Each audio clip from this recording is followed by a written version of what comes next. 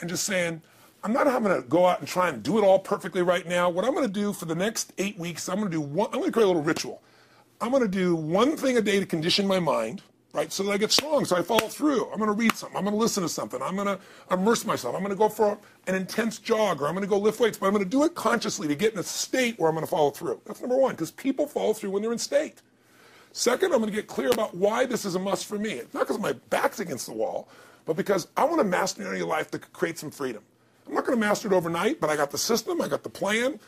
I'm going to do one thing a day. I'm going to work on one subject a week. This week's going to be about figuring out what the right product or industry is. Next week's going to be basics of building traffic. And each week I'm going to make a little progress, and I'm going to get to a goal, whatever that is.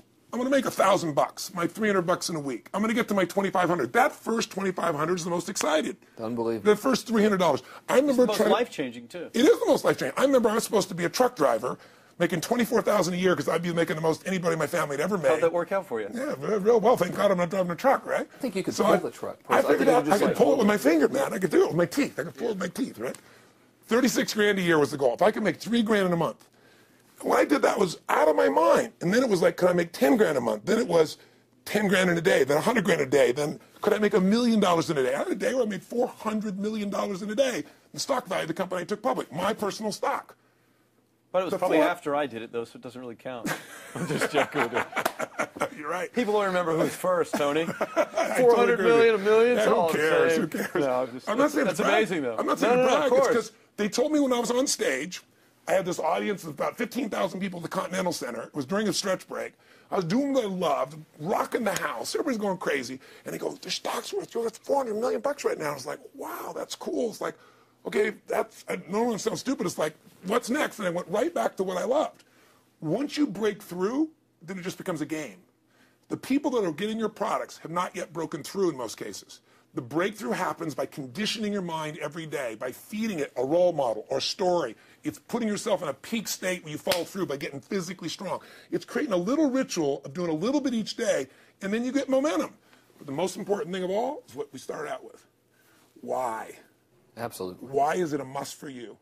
It doesn't have to be you're against the wall, but it has to be something you're hungry for, because the only difference in people is hunger. And if you're not hungry, get around people that are hungry and something will hit you. You watch a conversation, you get around people that are doing better, and all of a sudden you start going, my life sucks. I remember I went to a guy in L.A. He's one of the most multi-billionaire guy, I'll never forget. And I lived in the Del Mar Castle, and I was really proud. That was like the symbol of me having taken myself from being poor to providing for my family this great place. It's built from castles in Europe overlooking the ocean, not far from you. And I went to this guy's house. He's a billionaire. He took me down to his wine cellar. I don't even drink wine. Went through this whole thing. At the end of the night, I was depressed. I lived in the Del Mar tenement, as far as I was concerned. I really was. I was like, I live in a crappy place, and all my standards changed. All of a sudden, I wasn't willing to settle for living that. All of a sudden, my back was to the wall in a different way, because as a man, I knew I was capable of more. So people can change their standard by getting around where it's better. People can change their standard by getting associated with what's true, like the bills they got to solve, the problems they got to do it. Or they can do it because they're excited, because it's something new they want to take on. Everyone's different, but they got to find the why, and they got to come up with some daily rituals to get them going, and just do a step at a time. That's where you get momentum. Awesome. That is awesome. So, think about what's the holy grail between somebody taking action or not. It's one word: certainty. When somebody is absolutely certain, the common word is believe, right? But, you can believe at a general level, or you can believe with certain. When you're absolutely certain that if I do this, it's going to get that result, and that result's going to change my life, you'll do it. When you think it absolutely is not going to work, you're never going to do it. The middle no man's land of maybe it'll work, maybe it won't, that's the piece that kills people, right? So if it's a must for you, you got to make it work, right? In our case, right? That's an example. If it's not a must for you and you're not sure, you don't know what to do. So years ago, I'd look around and say, okay, how do people get themselves to follow through that haven't been following through? What's the difference? And I started interviewing hundreds of people, literally, and eventually thousands, because I had thousands of my events. So I'd ask the group to give me their feedback. And I came up with this model. It's like the holy grail of belief, or the holy grail of momentum. It's like the difference between what makes the rich get richer and the poor get poorer, right? And the difference we all know is mindset, but like, how's that built? So this is what I did. I created stupid little 4 little boxes, and I'll scribble it here for you. You think about the first thing that determines whether you can do something or not, and I put that in this first box at the top here on the left side, and it's potential. Like, what's the potential of a human being? Like, when you guys started, you proved something no one had done in history. You ran the 4-minute mile, right? For golly knows how many centuries, they're trying to run a 4-minute mile. Roger Bannister does it. How did he do it? Do you remember? You did it in this industry, right? You made $1 million in a day. No one had ever done that in history, right? After you did it, a bunch of other guys are doing it because it became possible. Roger Bannister didn't just go physically practice. He made a shift in his head. He practiced in his head because he could never achieve it physically, so he had to change in his head first so that the result became certain enough he believed it, and then his body got him through. After Roger Bannister ran that 4-minute mile, within 2 years, 37 people ran a 4-minute mile. Wow. When no one in history had ever done it. Now, here's how it works. The potential for anybody getting your product is extraordinary. They can do what you've done as much, more or less. They can do whatever they want to do. The potential's there. The market's proven that. Whether or not they tap into potential has a lot to do with what action they take, which is the question you came to me with, right? Like, you know, God, they all have potential, but they're not taking action. And we all know that the action they take is going to determine the results they get. That's pretty obvious. So most people have a belief about what their real potential is no matter what you tell them. And that affects how much action they take. And of course, that affects the result. And then ironically, that result reinforces their belief. And then that belief affects it. So I'll give you an example. Let's say a person has unlimited potential, we all agree.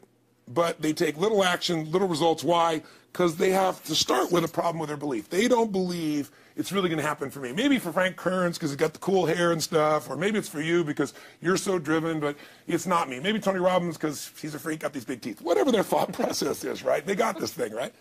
But what happens is, if you believe that there's very little potential, how much action are you going to take? Nothing, little. And when you take little potential with a little action, what kind of results do you get? Lousy little results. And when you get little results, what does that do to your belief? You go, see, I told you this was a waste of time, told you this wouldn't work. And then what happens? You tap even less potential. You take even less action. You get even worse results, and your belief gets even weaker.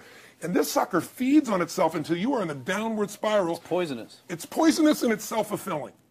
Now, what if something could happen that could come along and fill you with a sense of absolute certainty? Not like I believe, but where you know. In you guys' case, mine as well, we knew because we had to.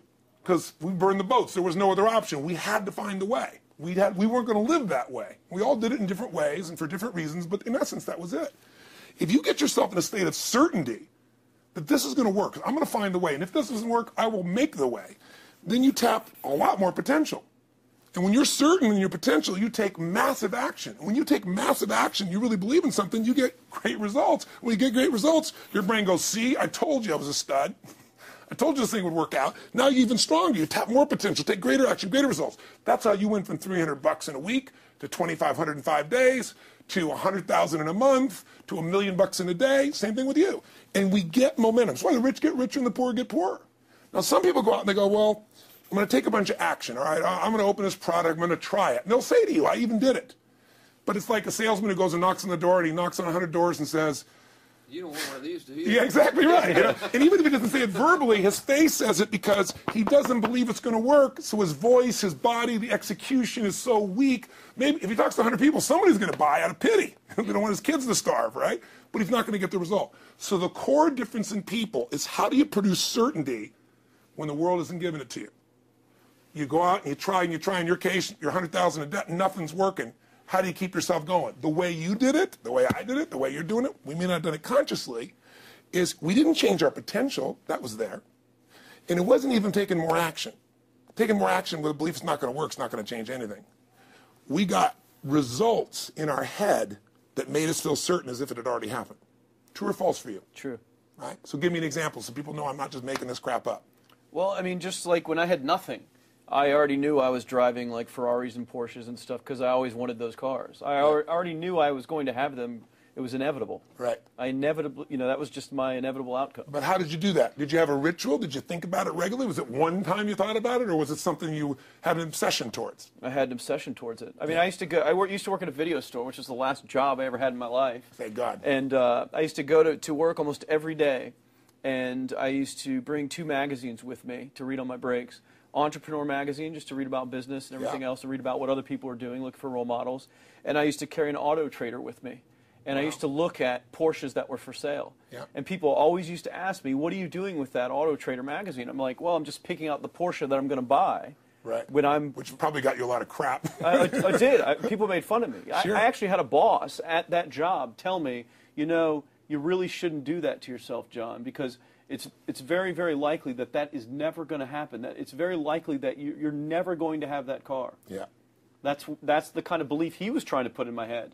And I was like, no, you don't realize that it's inevitable that I will drive here sometime in the near future with that car when I'm not working for you and drop movies off for you to put back on the shelf. And that actually happened. And it was one of the most fulfilling days of my entire life. And the great thing was when I pulled up in this car, I was in my mid-20s, a car that most mid-20s... What kind of car was it? It was a Porsche 911 Turbo. It was a convertible and everything. Just a beautiful car. It was one I always dreamed of having. But, you know, for a few years I always circled the ads of which ones I was going to buy. Well, when I finally got it and I pulled up at the store, you know, I had all these people, some people that were still working at this $7 an hour job were there years after I left. And I'll never forget this, even the boss and stuff, and the reaction of the people was like, wow, that is awesome. Yeah. Is that your dad's car? And all I said to them was, not exactly. Good for you. And I just smiled and just left. But it was, you know, it's the weirdest thing, but I just knew it was going to happen.